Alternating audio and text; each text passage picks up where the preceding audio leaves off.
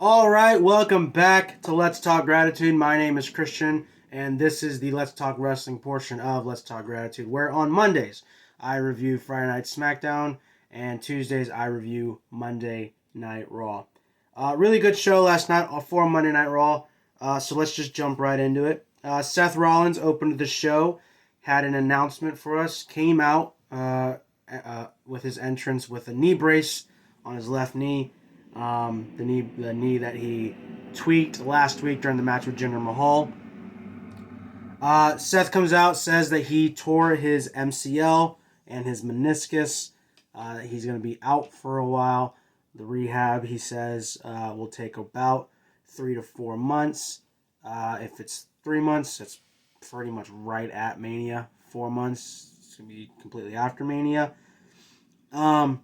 Before he's able to continue with what he wants to say, Gunther and Imperium interrupt the promo and walk out. Gunther coming out and interrupting makes this announcement interesting, because Seth's explanation of his injury and the fact that he didn't vacate it right away kind of leaves it vague enough to, like, maybe he's healthy enough to go after a little while, and he's able to make Mania. That they're pretty sure he can make Mania. Because if it was in doubt enough, I think they just vacated it and figured out something right away. But Gunther coming out kind of makes it vague enough and makes it interesting enough. Gunther comes out, says that he's sad hearing Seth say he might miss WrestleMania. He says this is because he admires Seth Rollins for being a fighting champion and being someone worthy of a championship like Gunther. Seth says that you should have that Gunther should have let him finish because he doesn't care what the doctors say about his injury. Seth says that he is going to walk into WrestleMania as champion and walk out of WrestleMania as champion. Gunther says that he's happy to hear Seth say that because Gunther is going to win the Royal Rumble and pick Seth Rollins to main event WrestleMania with. Gunther then says that he is going to target Seth's knee, he's going to target Seth's back, and whatever body part else that makes Seth vulnerable. Again, so this last part again is why I think it's vague enough, right? If Seth's always saying he doesn't care, that he's somehow going to pull a John Cena, and just get healthy for Mania. I think it's vague. Again, it leaves the injury vague enough, the injury timeline at least vague enough to leave it a very real possibility that Seth's still going to be champion come Mania. After the promo, at the end of it, the New Day, Xavier Woods and Kofi Kingston come out and attack Ludwig Kaiser and Giovanni Vinci on the outside. This leads us to the first match of the night, the New Day versus Imperium. This was a great match. Just a absolute slugfest. A feud that is worthy of like an actual brawl. 4 guys who just don't like each other. 2 sets of teams that hate each other, that want to beat each other up.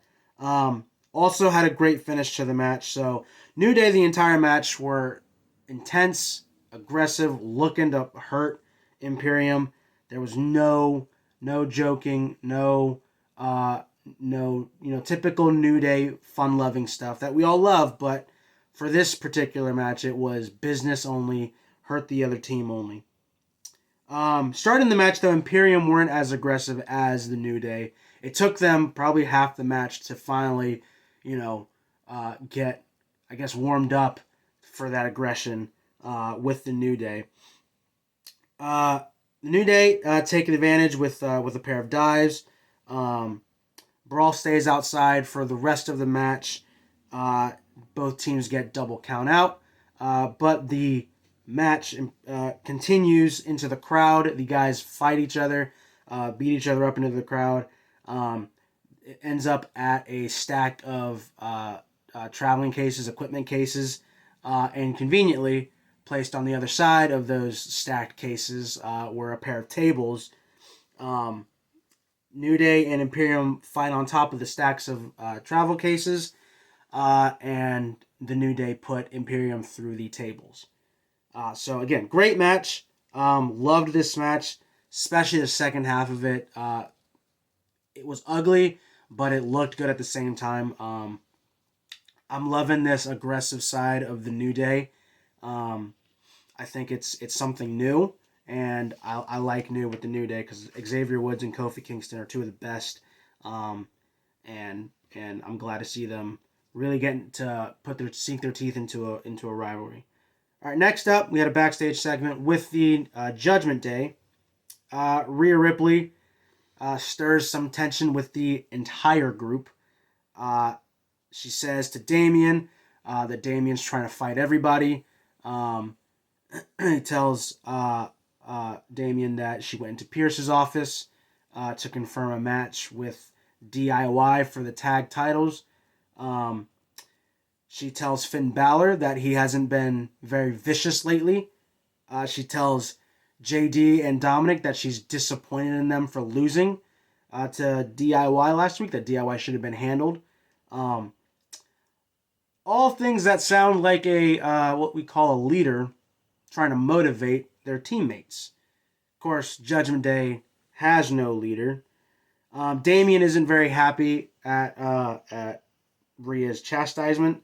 Tells her to stop making matches for the Judgment Day.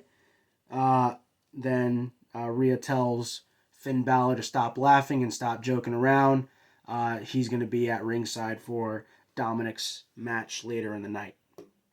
So again, more tension stirring between the Judgment Day.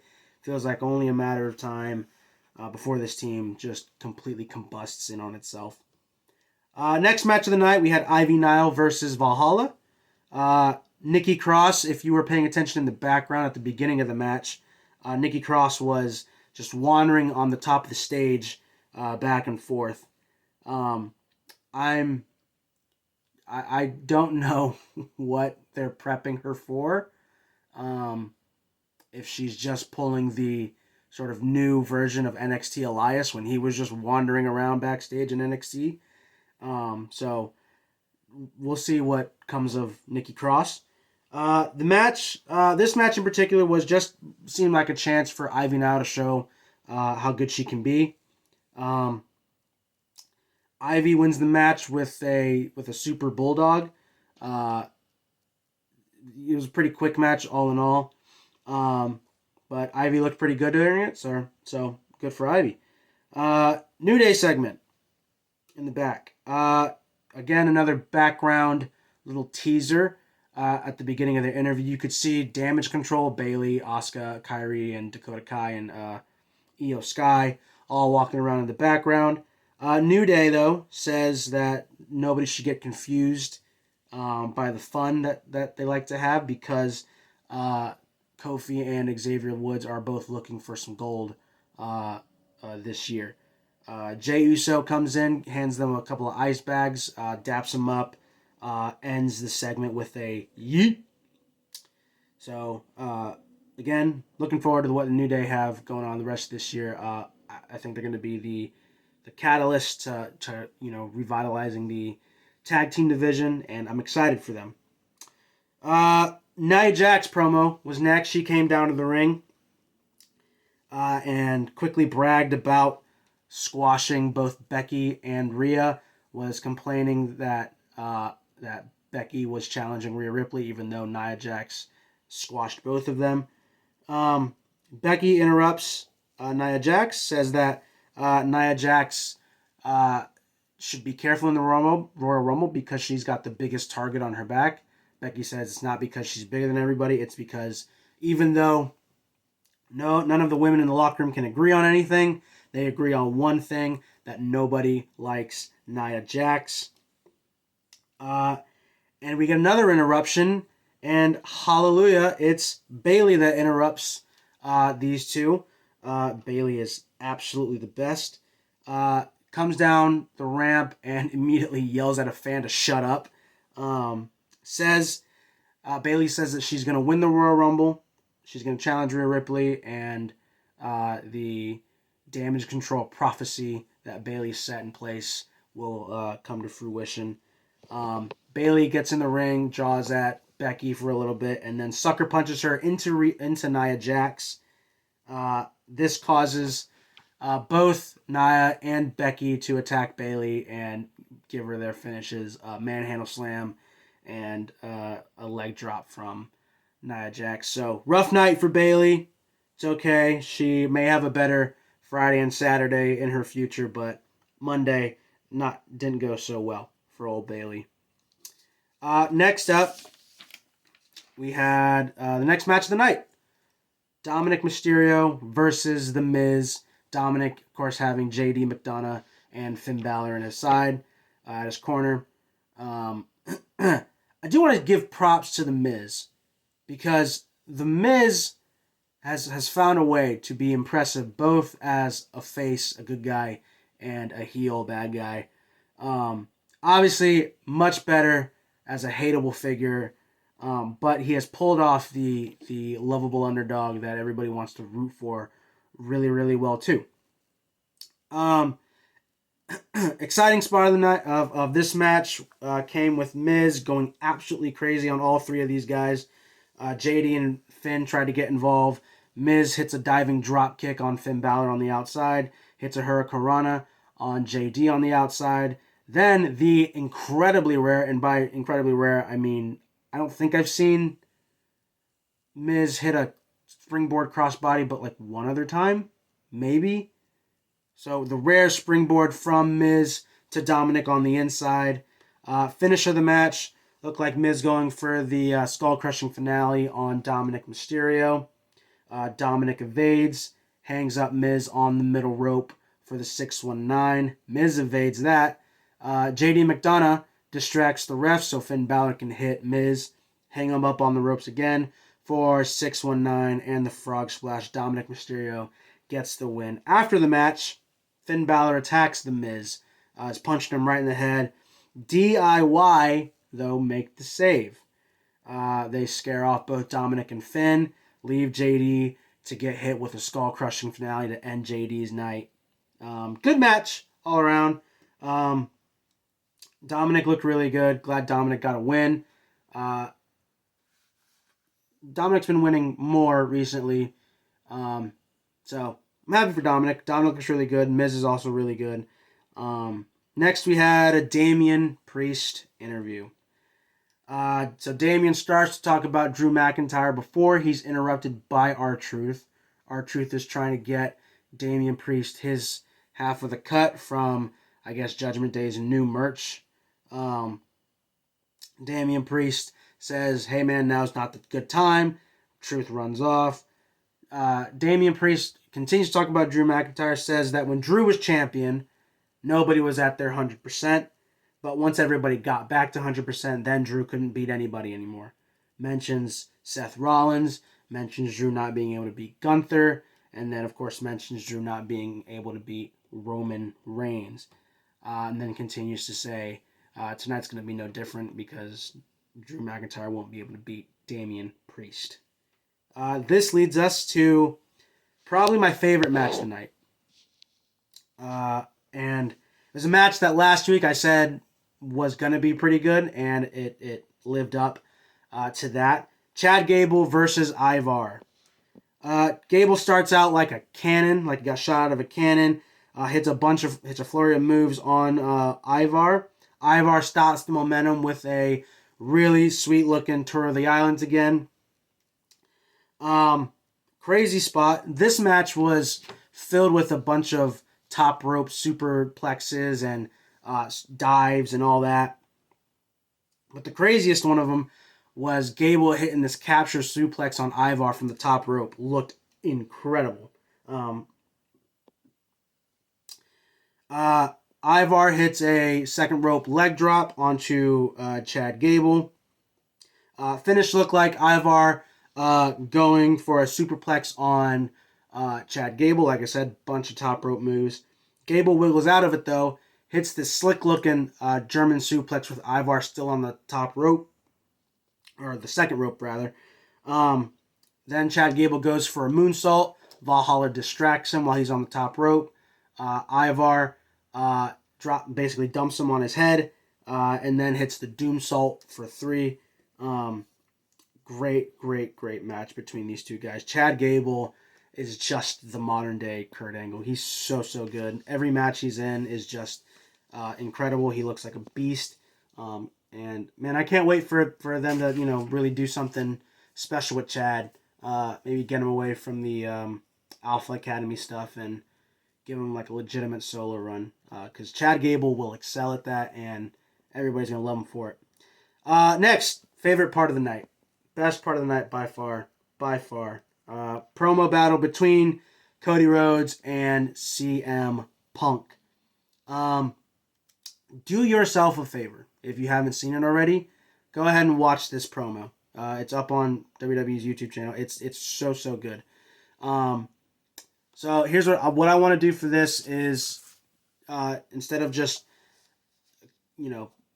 poking at the biggest points of it, I want to read some of this promo because it lived up to whatever hype you had for it for this face-off between CM Punk and Cody Rhodes. I won't read every word they say, but there's points in this I want to point out. So promo starts off with Cody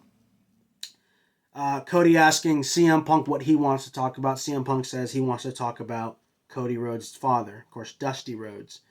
CM Punk talks about a story back in 2007 when Cody Rhodes got first entered OVW, Ohio Valley Wrestling.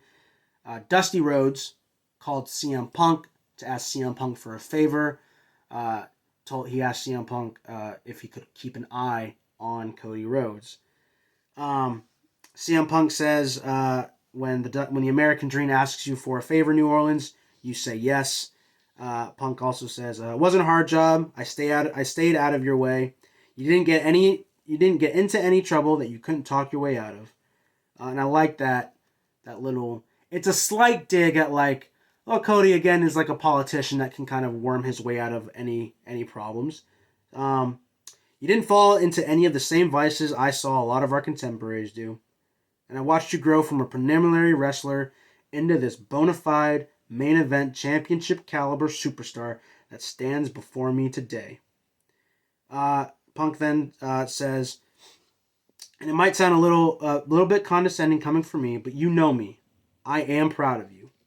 I bring this story up, I bring your father up, because on Sunday, I feel like I'm going to be breaking a promise. I'm not going to be looking out for you. In the Royal Rumble, when the bell rings, if me and you cross paths, I'm going to be looking for you. I'm going to do what I have to do. I'll punch you in the face. I'll throw you over the top rope because CM Punk is going to win the Royal Rumble and he is going to main event WrestleMania.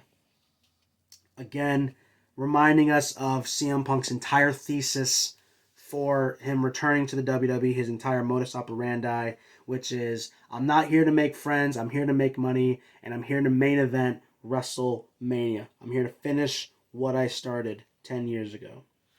Cody Rhodes then responds, says, you're not alone, tells CM Punk that he's not alone in only seeing Dusty when he talks to Cody. Mentions a lot of legends and greats, mentions the Freebirds, Michael Hayes, Bruce Pritchard, Triple H, and Paul Heyman as people who, whenever they talk to Cody, only ever see Dusty.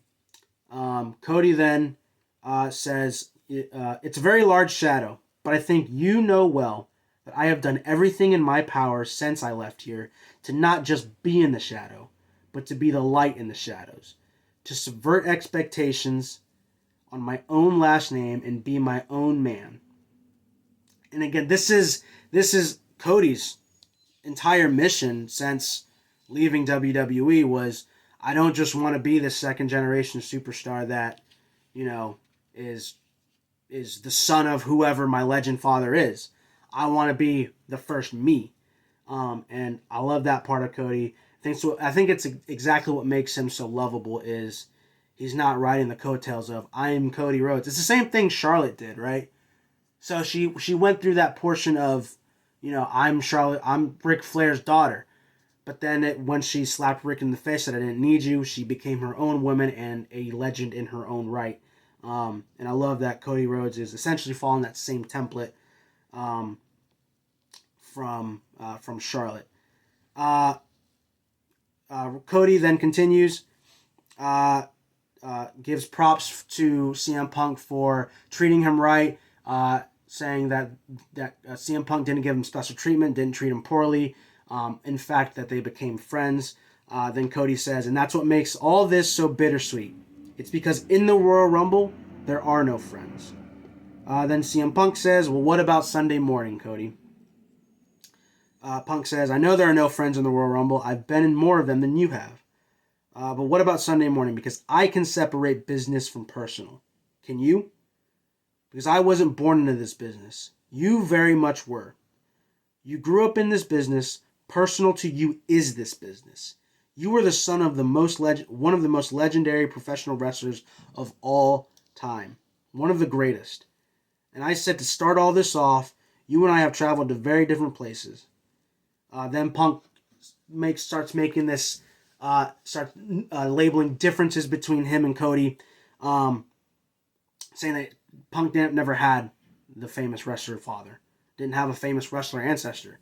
That it was that that Punk says, I didn't have a famous dad. When you showed up to OVW, other people saw Dusty. I saw Cody. I didn't necessarily see a nepotism hire, because where everybody saw that you were born on third base and you were afforded all these great things and you had the head start that I didn't get because I had to scratch and claw and fight my way to get where I was, I saw the burden of your last name. I saw how hard it was going to be to come out of that shadow. And I love this from CM Punk, because CM Punk always does this. It harkens back to what he told Seth Rollins, right? That CM Punk has always done things stubbornly the hard way, right? CM Punk always has this sort of innate instinct to start building himself as the underdog, right? He's Chicago to the core. That it's the world against us, right? Punk always has to kind of dig a hole for himself so that everybody can count him out, right? I'm not Cody Rhodes. I didn't live on first base. I scratched and clawed on the indie scene for 10 years. I wasn't you, but I'm better than you because I'm CM Punk. Punk then congratulates Cody. He says, and congratulations, you have done it with flying colors. But for all our differences, you in the very nice, expensive suit, and me in what I wore to the gym today, two very different paths, but one very similar goal. Of course, main eventing WrestleMania, trying to finish whatever story they started. Punk then says, I didn't have the famous dad. I didn't have the American dream, Dusty Rhodes, son of a plumber.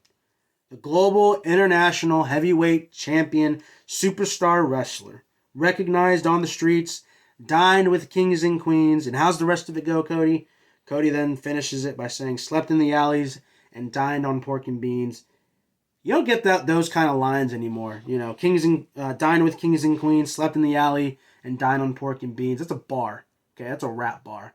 I hope at some point someone is as talented a wordsmith to pull that kind of rhyming scheme together on the mic during a promo.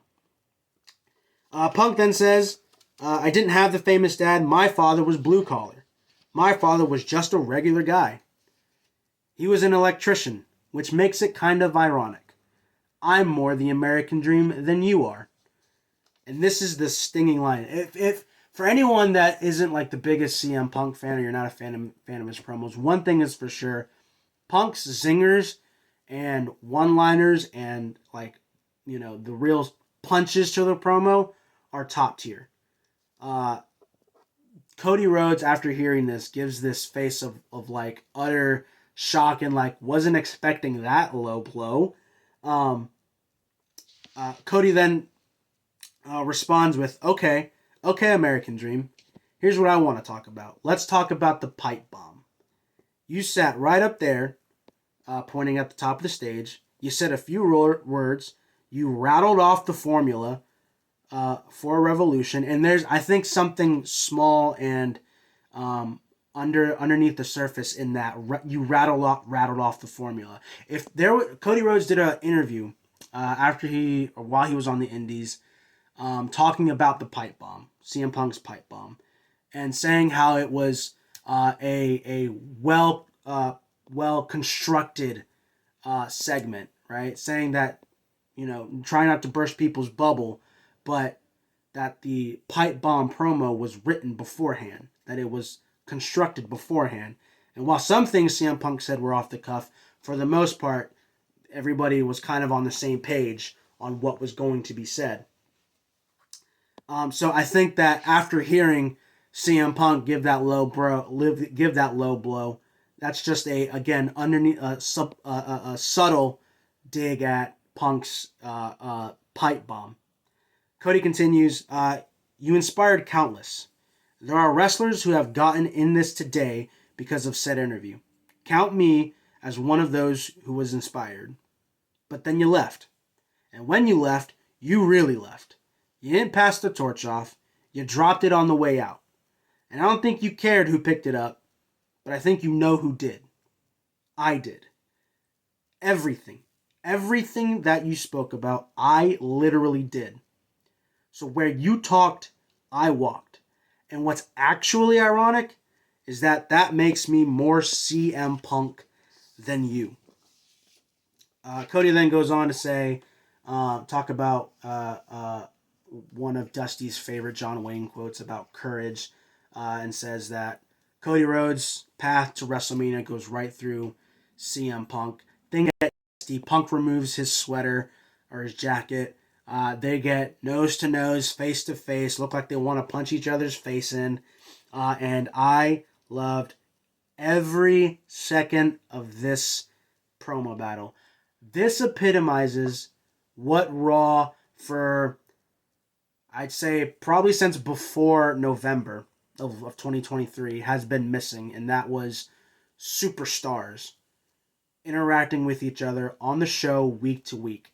And we've gotten a bunch of these, right? And it also shows the embarrassment of riches that WWE has with their stars, right? And with their options for WrestleMania. Say Seth Rollins can't compete at WrestleMania. You have a ton of already some groundwork being laid for replacements for the CM Punk Seth Rollins match, right? CM Punk versus Cody Rhodes being the first one. Now I'm sure everybody's like, oh, I would love to see that match down the road at some point. CM Punk versus Drew McIntyre. Cody Rhodes versus Drew McIntyre. Right? Sami Zayn versus Drew McIntyre at Mania. Who wouldn't love that? It's just the embarrassment of riches, and the last several weeks that they have been doing these face-to-faces of people airing their grievances with one another has been just absolutely chef's kiss. So this promo absolutely lived up to the hype. Also fun to get the dueling CM Punk and Cody chants from the crowd. But that leads us to the next thing.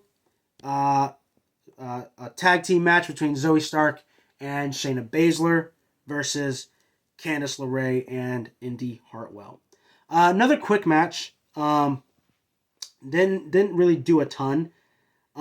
Stark and Baszler get the win with this nice, very interesting. Shayna Baszler got the coquina clutch on Candice LeRae, and Candice tried to do the step on the ropes and roll backwards out of it. Zoe Stark quickly tagged in Baszler sneakily on the corner and grabbed Candice LeRae for the Z360. And Stark gets the win for Shayna and Stark's team. At ringside were the women's tag team champions, Kane Carter and Katana Chance, who come in the ring and hold their belts up to Shayna Baszler and Zoe Stark, who laugh them off. Of course, the champs, though, reminder, Damage Control was in the building earlier, so the champs get attacked from behind by Asuka and Kairi.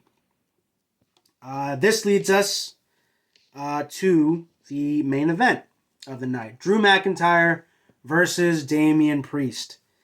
This match was interesting, right? Because there was another brawl between these two. But it was because both of them are big fellas, and it's interesting, right? Damian Priest is a big dude, but standing up against Drew, who is just the freaking Hulk or Thor, whichever comparison you want to make, he's both of them, standing next to everybody within the WWE. What was interesting about this match, though, is it was a sort of strongman one-upsmanship, right?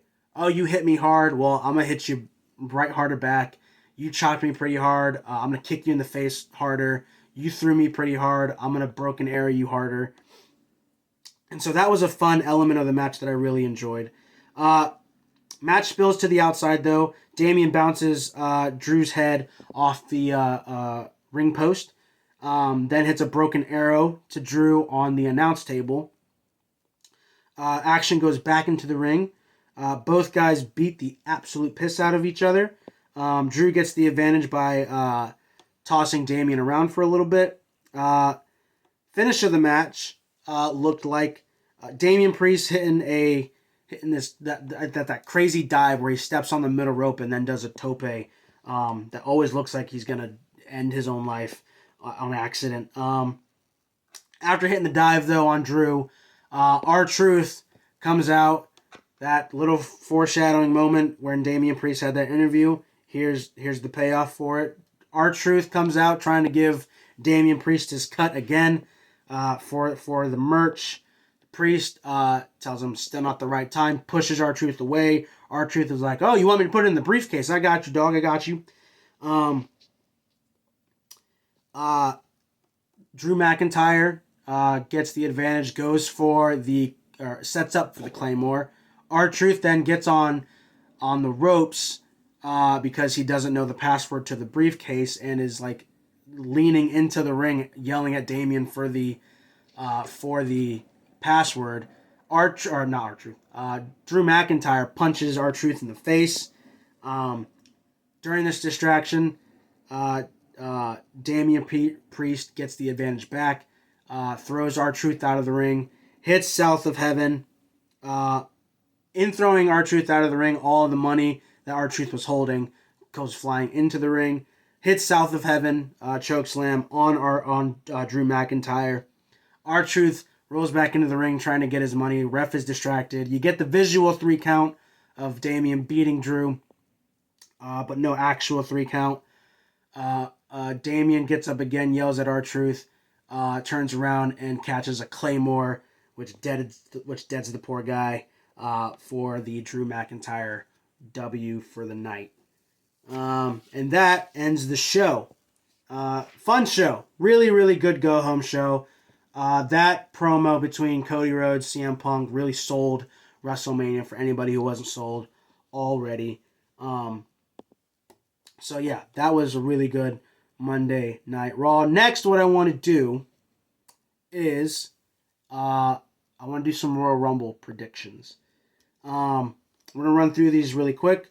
So confirmed there's only 4 matches so far, but 2 of those matches have a lot that go into them. So just predicting winners for the multiple men matches. I'll do a dark horse winner, right, for surprise.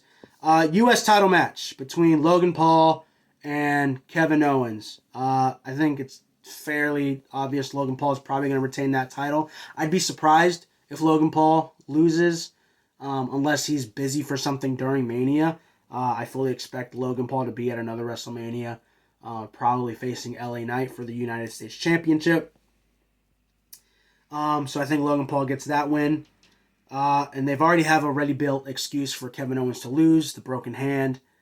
So seems pretty straightforward. Universal Championship match. The Fatal 4-Way, Roman Reigns versus Randy Orton versus LA Knight versus my favorite wrestler, AJ Styles, repping the hat.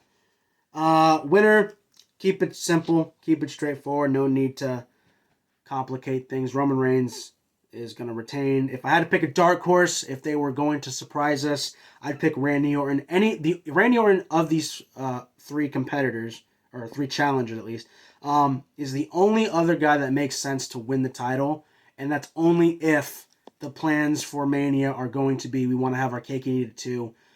Do the CM Punk versus Seth Rollins on night 1, and on night 2 have the 2 main events of Cody Rhodes versus Randy Orton, so that Cody gets his championship win at Mania. Except it won't be against Roman Reigns, because Roman Reigns, of course, has to fight The Rock, and The Rock is only, I think you can only really have that match at Mania. Except it won't be for the title, of course, right? Randy will have that title then, but I think they're gonna keep the title on Roman. I would be hard pressed, to believe that they'd take it off. Although something about Royal Rumble is striking me fishy. Right, last year, what was the big story going into it? It was Sami Zayn and the Bloodline, and how was Sami Zayn going to finally snap and turn on the Bloodline? And that was the biggest pop of the night, biggest pop of the year, really. What is that moment going to be for this Rumble? I something is stirring within the plans of Triple H, and I'm not sure what it is. So that's why I would say the dark horse would be Randy, because while it would be shocking if Roman lost, Randy winning would be the least shocking of the 3 of them to win, to take it off of him. So those are the 2 title matches. Royal Rumble, Women's Royal Rumble, we'll start there. What I'm going to do for the Women's Royal Rumble, I'll pick the winners, I'll pick the dark horse, and then I will try and guess who all is going to be in the Rumble. I won't guess the order. They're numbered 1 through 30, but that is not the order. That's just how many people are in it. So winner for me for this Rumble is Becky Lynch. I think it has a pretty good shot of winning. The dark horse will be Bayley for this reason, right? We need to get Becky Lynch. We need to get to Becky Lynch and Rhea Ripley at Mania somehow. I don't think Becky's story is going to be exactly parallel to Cody Rhodes' story, where, and this is a little spoiler for when we talk about the Men's Royal Rumble, where I think Cody Rhodes will lose the Men's Royal Rumble and have to find a way to Mania. I don't think Becky's going to be the exact same way. I think Becky wins the Rumble. And Bayley's a big part of this too, because if I had my way, Bayley would win the Rumble outright and challenge Io for the title, or Rhea, whichever one. I think Io. I think that's a smart play. But the dark horse being Bayley, though, is because I think somehow either, right, Bayley's prophecy is that the Damage Control is all going to have the titles. Io is going to be women's champion. Kabuki Warriors will be the tag champions, and Bayley has said she'll win the Rumble, pick Rhea Ripley, and she'll be the women's world champion. Of course, it's probably not going to happen, because I think we are on a crash course to Bayley turning face. And to get there, I think you have to build tension, right? And there's 2 ways you can do that through the Royal Rumble, right? You outright lose, which means the Damage Control is now losing even more faith in you as a leader, as a member. Or, and I think this one might be more probable, the Kabuki Warriors somehow, either the Kabuki Warriors or that snake in the grass, Dakota Kai, somehow cost Bayley the Royal Rumble, and tension builds that way. But either way, I don't think Bayley is winning the Royal Rumble. I think she'll get close and have it tragically taken from her. But, all right, so the confirmed participants so far in the Women's Rumble: Nia Jax, Bayley, Becky Lynch, Bianca Belair, Maxine Dupree, Ivy, Nile are all confirmed already. 7, I think, will be Shayna Baszler, Zoe Stark, Candice LeRae, Indy Hartwell, then Tegan Knox, Natalya, Asuka and Kairi Sane, I think will be in the Rumble. So I think Asuka and Kairi are probably going to be the ones that either cost Bayley the Rumble, or will watch her as she fails and be incredibly disappointed. or Bailey will accidentally knock them out, in which case build more tension that way also. Continuing on, Shotzi, I think, makes her return to be in the Rumble. Mi Chin, Chelsea Green, Piper Niven, Nikki Cross, and Selena Vega, I think are all... I think everybody from Shayna down to Zelina are all pretty likely to be in the Rumble. They're all either on TV regularly or have been within the last several months. Shotzi being the only one that hasn't been, but she's not injured or anything. She got married, so I think she'll make her return at the Rumble. The next 10 or so will be NXT ladies or returning superstars from injury or returning superstars from having left the company. Okay, so next 21, Liv Morgan, I think, makes her return at the Rumble. Tiffany Stratton will make her Royal Rumble, I think, debut. I don't think she was in it last year. Blair Davenport will make her debut at the Royal Rumble. Fallon Henley. 25 is more of a I would love to see this happen. Meiko Satomura. For only one reason, so that she can have a face-off with Asuka. I need that just once. I don't need a prolonged feud between Asuka and Meiko. I just need a stare down. I just need a little bit of interaction. That's all I want. Then Meiko can go back to being a coach in NXT. But that's a little more hopium. 26, Lash Legend. 27, Trish Stratus. 29, Lita. Or 28, Lita, sorry. And then 29 and 30 are one of them I'm a lot more confident about than the other. Naomi, 29, pretty confident that she's coming back at the Rumble.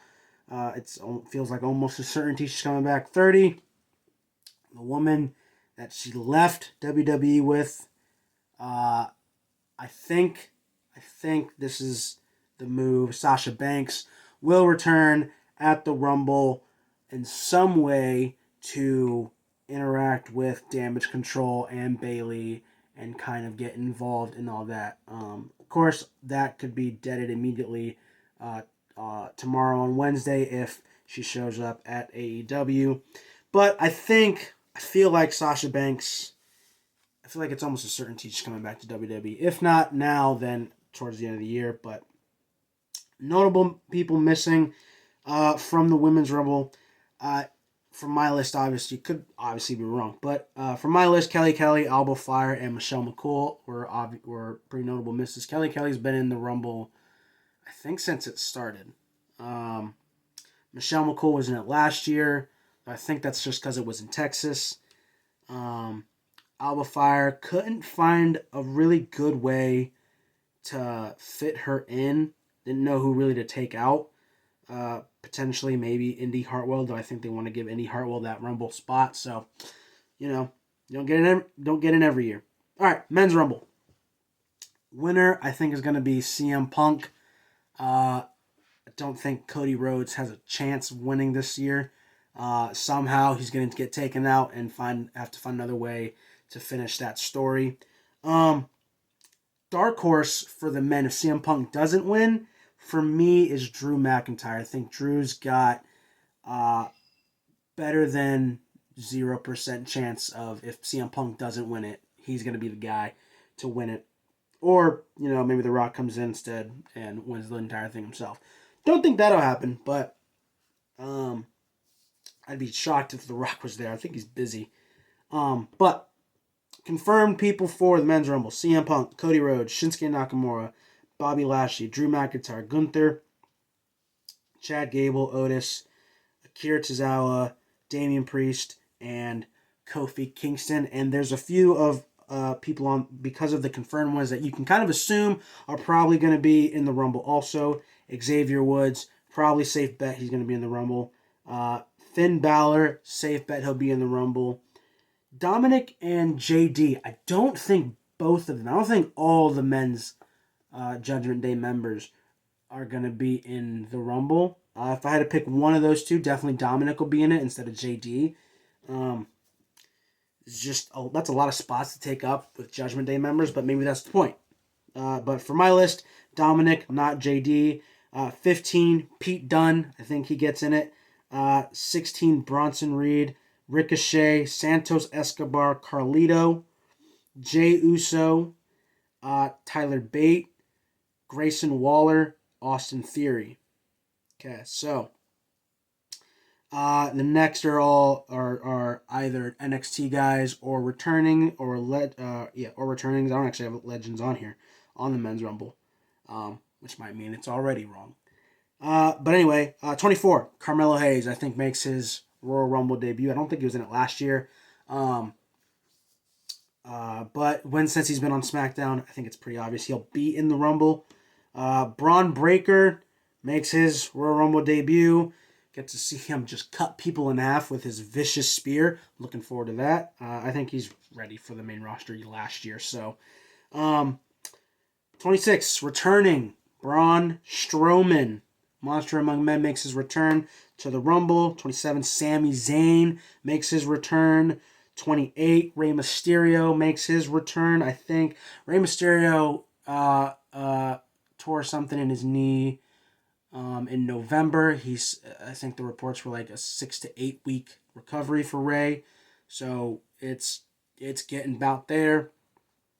So it'll be a perfect time for him to come back and a perfect event for him to come back. Doesn't have to do anything too crazy. 29 and 30 are one's a return, one's a debut. The return goes hand in hand with Rey Mysterio coming in to deal with the LWO guys and Legado del Fantasma guys. So you've got the LWO, Rey and Carlito, Legado, Santos are going to need some help. Of course, it could be Humberto and Angel that get into the Rumble, but instead, I think, and I've been saying this for a couple weeks now, Andrade Almas makes his long-awaited return to the WWE in the Rumble, helps Santos Escobar with Rey and Carlito, and welcome back Andrade. And number 30 is 100% Hopium. I don't even know if this one's possible because this guy's assumedly still on a contract until the end of January. But I so badly just want to see this guy in WWE. Kazuchika Okada. Again, don't know if it's even possible. Contracts apparently still is still with New Japan until the end of January. But crazier things have happened. You never say never in this business. Who knows? WWE and New Japan can come to some agreement to allow Okada to come into the Rumble early, take that AJ Styles debut spot. And man, I hope that happens. I don't know if it's gonna happen. You could very well just go to AEW like Sasha, but looking forward to that. I think he's coming. He feels so much like a WWE guy to me. So just perfectly made, especially with Shinsuke Nakamura in this match. I would love to see some interaction between Okada and Shinsuke, those two legends of New Japan, and just see what they can cook up in the ring. That'd be exciting. Just Okada with everybody. Cody Rhodes, CM Punk, Sami Zayn. Come on. Who doesn't want this? So that is Royal Rumble predictions. I am super excited for the Rumble. Super excited to be at the Royal Rumble on Saturday. It'll be my first Royal Rumble. I've been to a WrestleMania. This will be, I think, my first non-WrestleMania WWE pay-per-view, premium live event, whatever, that I've been to. Super excited for it. If you've stuck around towards the end of this video, I really appreciate it. I thank you for watching the video anyway. So help this channel grow by liking the video, leaving a comment, and of course subscribe and help this channel grow. Share it with a friend if you believe in what we're doing here. Really appreciate it. Thanks guys, and I will see you in the next video. Bye.